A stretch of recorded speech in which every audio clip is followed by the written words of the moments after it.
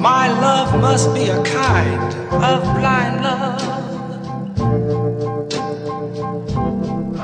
Good morning, guys, and welcome back from vacation. I know some of you didn't make it yesterday. Listen, today is May 27th, 2009. This is your TBWS Daily, and remember, I'm Brian Stevens. And I'm Frank Ray. HUD is expected to issue guidelines on how borrowers can monetize the $8,000 first-time homebuyer tax credit. Remember, we brought you this story a couple of weeks ago when HUD Secretary Sean Donovan broke the story at a meeting with a group of real estate agents. That's right. HUD temporarily backed off Donovan's statement as he really hadn't run it by the offices of management and budget officials. Yes. So they temporarily took it off the site. The concern was that third parties would charge too many fees, which, by the way, if left unchecked, would probably be true. You really don't need to look much farther than some of the forward-thinking groups that have already tried to monetize a tax credit, like the group that we had on the show a few weeks ago, right? Oh, yeah. Pretty hefty on the fees. So again, HUD is expected to publish guidelines on its website soon. Once we see that information, we'll bring it to you right away. You know, I find it interesting that HUD got rid of Nehemiah, which was a self-funding national first-time home buyer program, partially because buyers were not invested enough in the transaction. The concern would be that it would be too easy for them to walk away from the house because they didn't really need to bring money, like I said, to the transaction. Right. Well, the same people that got rid of Nehemiah have effectively replaced it with a program that will cost the government hundreds of millions of dollars and stands to not only cover the cost of the transaction, but could actually put money back in buyers' pockets. It's not that I'm against monetizing the tax credit. No. I'm simply saying this shows that HUD is a ship sailing without a rudder. It's true. It is crazy if you think about it, isn't it? It is. Absolutely. Insane. You know, from time to time, we get an opportunity to hear from you guys out there. So tonight, today, I want to take you back.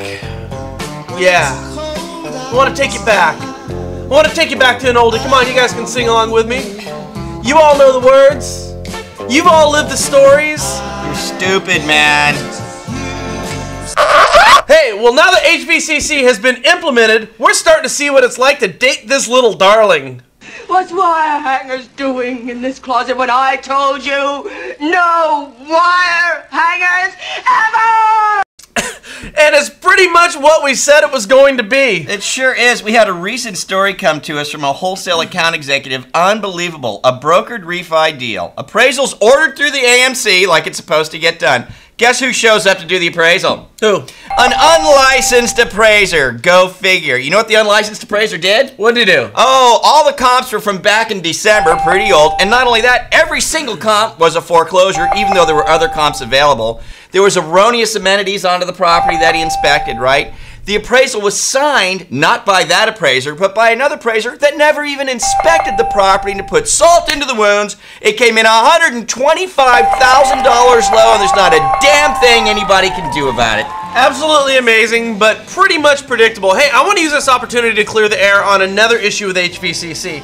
We've had a number of emails from appraisers. Our video ended up as fodder on appraisal discussion sites.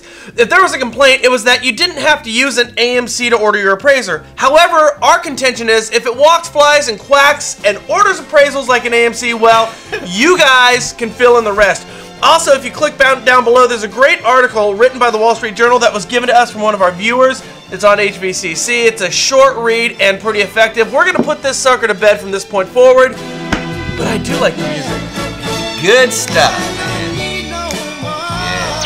Bank of America has raised 26 of its $33 billion required for its stress failures. And PNC Bank has raised $600 million for its stress failures. Loan apps are down, so your turn time should improve, guys. That's always good. And Obama nominated Sotomayor for the Supreme Court. She's moderate and will probably make it. She'll be the first Latina female on the bench.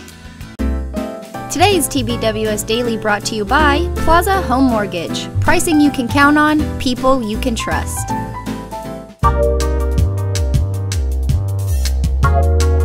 Hello again. Hey, I got a great tip for us today from Jeffrey Gitomer's little gold book of yes attitude. On page 28, Gitomer says when he asks someone at a seminars, who's the most important person in the world, 99% of the time they answer, the customer.